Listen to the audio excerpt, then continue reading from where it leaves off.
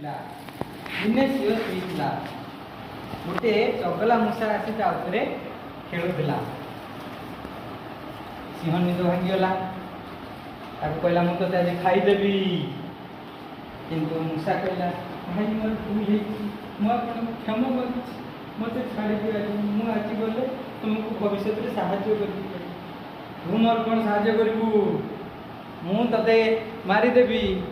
ନା ଦୟା କରୁ ମୋ ଉପରେ, ମୁଁ ଆଉ କେବେ ଭୁଲ କରିବିନି, ମୁଁ ଭବିଷ୍ୟତରେ ଆପଣଙ୍କୁ ସାହାଯ୍ୟ କରିବି। ହଉ ହଉ ଯା, ଆଜି ତତେ ମୁଁ ଛାଡ଼ିଲି।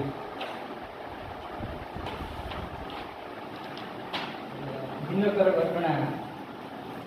ସିଂହ ପଡ଼ିଥିଲା ଜାଲ ଫାଶରେ। ଶିକାରୀ ଫାଶ ଇଏ କରିଥିଲା, ସିଂହ ଫାଶରେ ପଡ଼ିଥିଲା ଜାଲରେ। ବିଚରା ସିଂହ ବାହାରି ପାରୁନଥାଏ, ଚିତ୍କାର କରୁଥାଏ ସାହାଯ୍ୟ କର, ସାହାଯ୍ୟ କର, ସାହାଯ୍ୟ କର। ମୂଷା ସେଇଠୁ ତାର ଆବାଜ ଶୁଣିଲା, ତା ଶବ୍ଦ ଶୁଣିଲା। ସିଂହ ଭାଇ ତୁମର ଏ କି ଅବସ୍ଥା ହେଇଛି? ତୁମେ ଜାଲରେ ପଡ଼ିଛ? ହଉ ହଉ ରୁହ, ମୁଁ ଏବେ ତୁମ ଜାଲ କାଟି ଦେଉଛି। କାଟିକରି ଜାଲ ଛଡ଼ା, ଆଉ ଦୁଇ ଜଣ ସାଙ୍ଗ ହେଇକରି ଜଙ୍ଗଲରେ ବୁଲିବ।